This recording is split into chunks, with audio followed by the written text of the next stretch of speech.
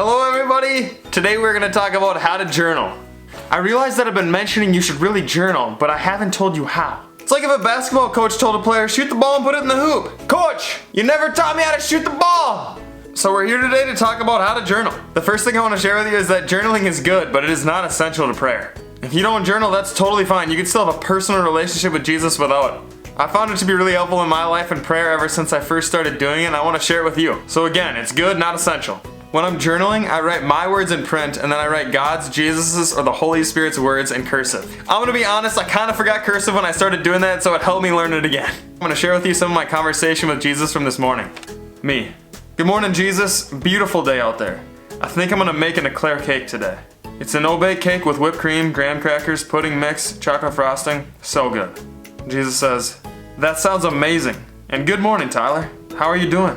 What's new? Then I share with him how I'm doing. It takes up a lot of the page. I won't share with you because it gets kind of personal, but then I'll share with you what Jesus says afterwards. Jesus says, sounds like you have a lot going on. What are you excited about?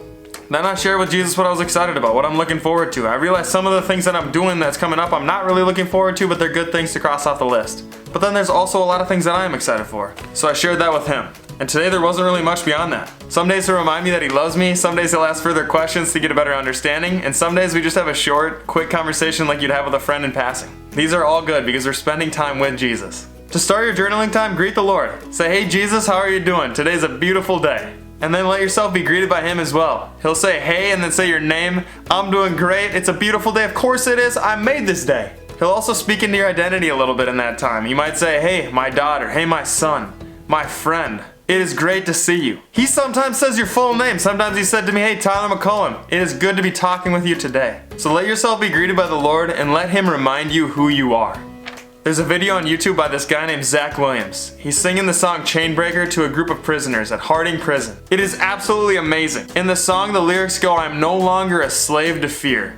I am a child of God. There were only men at this prison, and these men were realizing the truth from God, the truth of who they are. They are no longer slaves to fear, they're children of God, they are sons of God. The world has canceled these prisoners. They've said, you need to leave. There's no room for mercy or forgiveness for you, no second chances for you. But then Zach Williams comes in with this song, Chainbreaker, showing us some truth from the Lord. I recommend you watch that video, and I put the link in the description for you.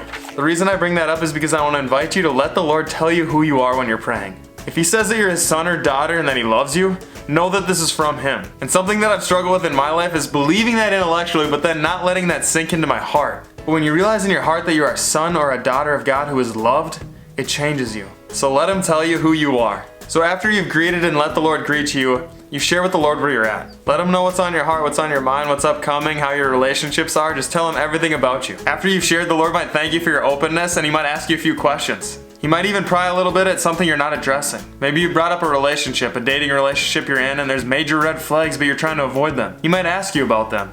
You might have someone you need to forgive or someone you need to ask for forgiveness from.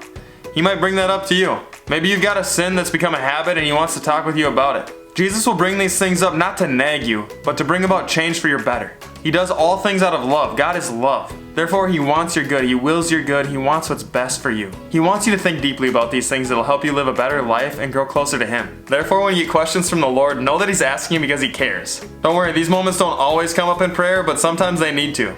Sometimes there's things in our lives we need to address, and Jesus knows that, so he brings it up at the appropriate time. The final thing I want to say about journaling is to get a good depiction of what Jesus might look at you like. Watch The Chosen, because it does a lot better than other movies and shows that I've seen on Jesus' life, but I don't think it would even come close to what Jesus was actually like, how awesome he would have been.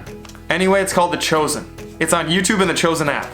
I encourage you to start with episode 3, because that's the one where Jesus is spending time with children. It's really helpful to see how Jesus would interact with others, how he looks at you with love, how he's patient with us, and how he speaks boldly and truth into our lives. You get to see the apostles he chose, people that were nowhere near saints before Jesus met them, people that are struggling, that are human, that are going through difficult times, struggling with sin. Jesus calls them, just as he calls you and me. So I encourage you to watch The Chosen Season 1 to see what Jesus might have looked at you like. This can help you in journaling to better picture who you're talking with. That's all I gotta say about journaling. And you can't say I'm like the basketball coach from before that said just shoot the ball in the hoop.